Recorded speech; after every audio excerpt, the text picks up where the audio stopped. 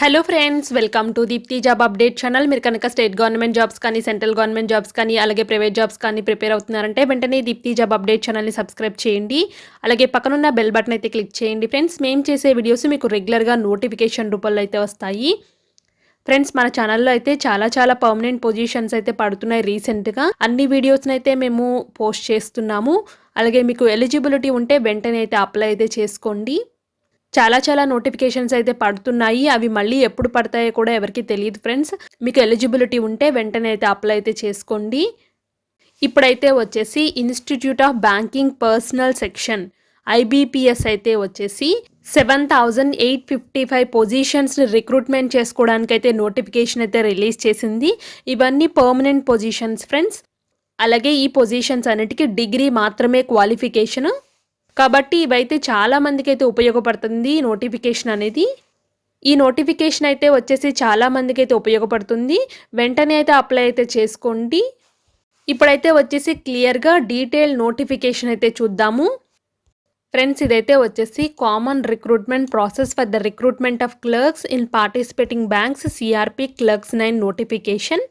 ఈ నోటిఫికేషన్ అయితే వచ్చేసి ఫైనాన్షియల్ ఇయర్ 2022 నుంచి 2023 వరకు అయితే ఇచ్చారు. ఇక్కడైతే ఫైనాన్షియల్ ఇయర్ అయితే వచ్చేసి 2022 నుంచి 2023 అని అయితే ఇచ్చారు.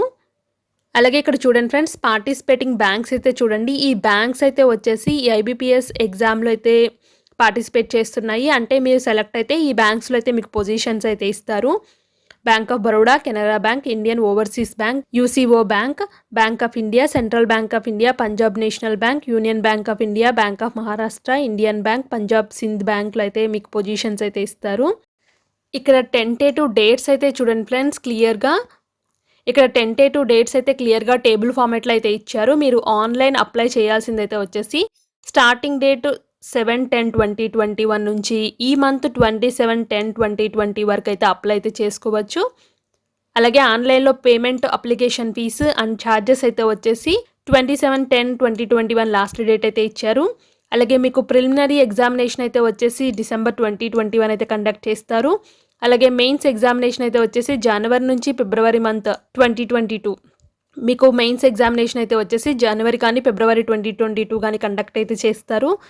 అలాగే మీకు అలాట్మెంట్ అయితే వచ్చేసి April 2022 రోజైతే అలాట్మెంట్ అయితే ఉంటుంది ఆ మంత్లో.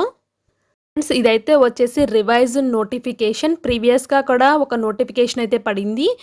ఆ నోటిఫికేషన్లో ఎవరన్నా అప్లై చేసుకుని ఉంటే ఈ పొజిషన్స్కి అయితే అప్లై అయితే చేయక్కర్లేదు. ఇదైతే కొత్తగా అప్లై చేసే వాళ్ళకి మాత్రమే ఈ 20 days టైం అయితే ఇచ్చారు.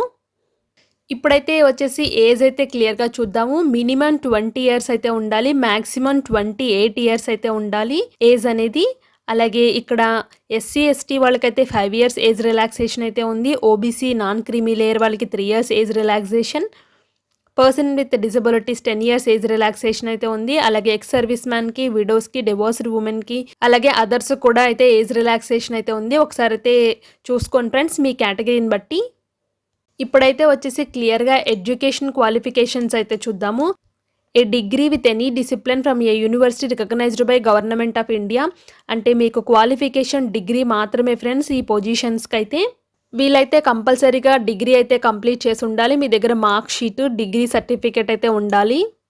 అలాగే మీకు కంప్యూటర్ లిటరసీ గురించి కూడా తెలిసి ఉండాలి friends. Operating and working knowledge in computer system is mandatory అని అయితే చెప్పారు.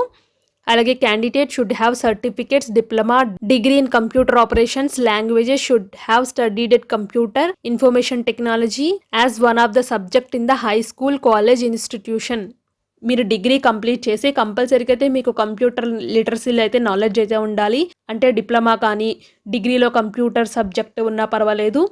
మీరు ఎవరైనా యూనియన్ టెరిటరీస్ కానీ, అదర్ స్టేట్స్ కానీ అప్లై చేసుకోవాలి అనుకుంటే కంపల్సరీగా అక్కడ లోకల్ లాంగ్వేజ్ అనేది మీకు రాయడం, చదవడం, మాట్లాడడం అయితే రావాలి. ఫర్ ఎగ్జాంపుల్ మీరు ఆంధ్ర, తెలంగాణకు అప్లై చేసుకుంటే మీకు తెలుగు చదవడం, రాయడం, మాట్లాడడం రావాలి. అదే కర్ణాటక అప్లై చేసుకుంటే కన్నడ చదవడం, రాయడం, మాట్లాడడం అయితే రావాలి. మీరు ఎక్కడ అప్లై చేసుకున్నా ఆ లోకల్ లాంగ్వేజ్ అయితే మీకు కంపల్సరీగా అయితే వచ్చి అయితే ఉండాలి. ఇప్పుడైతే వచ్చేసి ప్యాటర్న్ ఆఫ్ ఎగ్జామినేషన్ అయితే చూద్దాము. ప్రిలిమినరీ ఎగ్జామినేషన్ అయితే వచ్చేసి మీకు ఇలా అయితే ఉంటుంది. English language, numerical ability, reasoning ability మీద అయితే క్వశ్చన్స్ అయితే ఉంటాయి. 30 క్వశ్చన్స్ అయితే 30 మార్క్స్ ఉంటుంది ఇంగ్లీష్ మీద. అలాగే న్యూమెరికల్ ఎబిలిటీ కూడా 35 క్వశ్చన్స్ అయితే ఉంటాయి. 35 మార్క్స్ అయితే ఉంటుంది. టోటల్ అయితే వచ్చేసి 100 క్వశ్చన్స్‌కి 100 మార్క్స్ అయితే ఉంటుంది. అండ్ అలాగే ఎంతెంత టైం డ్యూరేషన్ ఇచ్చారు కూడా ఇక్కడ అలాట్ అయితే చేశారు. అలాగే మెయిన్స్ ఎగ్జామినేషన్ అయితే వచ్చేసి ఈ ప్యాటర్న్‌లో అయితే ఉంటుంది. మెయిన్స్ ఎగ్జామినేషన్ అయితే వచ్చేసి 190 క్వశ్చన్స్ 200 మార్క్స్‌కి అయితే ఉంటుంది. మీడియం ఆఫ్ ఎగ్జామినేషన్ అయితే వచ్చేసి ఇంగ్లీష్‌లోనే కండక్ట్ చేస్తారు. General, financial awareness, general English, reasoning ability, computer aptitude, quantitative aptitude అయితే పేపర్స్ అయితే ఉంటాయి. అలాగే ఎన్నెన్ని క్వశ్చన్స్, ఎన్నెన్ని మార్క్స్, ఎంతెంత టైం అలాట్ చేశారో కూడా చాలా క్లియర్‌గా అయితే ఇచ్చారు. ప్రిలిమ్స్ క్వాలిఫై అయిన స్టూడెంట్స్‌కి మెయిన్స్‌కి అయితే పిలుస్తారు. ఇక్కడ చూడండి ఫ్రెండ్స్, సో ఏ స్టేట్లో ఏ లాంగ్వేజ్‌లో ఎగ్జామ్స్ కండక్ట్ చేస్తారో కూడా చాలా క్లియర్‌గా అయితే ఇచ్చారు. మన ఆంధ్రప్రదేశ్లో అయితే వచ్చేసి ఇంగ్లీష్, హిందీ అండ్ తెలుగులో అయితే మీకు ఎగ్జామ్ కండక్ట్ చేస్తారు. అంటే లోకల్ లాంగ్వేజ్లో కూడా ఎగ్జామ్స్ అయితే కండక్ట్ చేస్తున్నారు. కాబట్టి చాలామంది స్టూడెంట్స్ అయితే ఈ ఆపర్చునిటీస్ని అయితే యూజ్ చేసుకోండి ఫ్రెండ్స్. ఇప్పుడైతే తెలంగాణ అయితే చూద్దాము.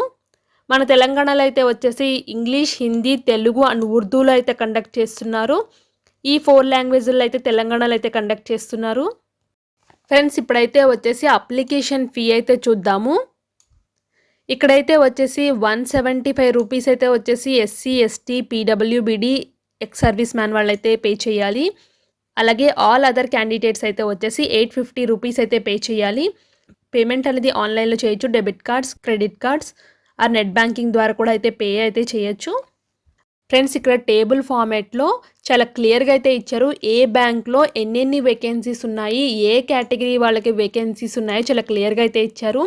ప్రతి స్టేట్కి అయితే ఇచ్చారు. నేను ఆంధ్రప్రదేశ్ అండ్ తెలంగాణ అయితే చూపిస్తున్నాను.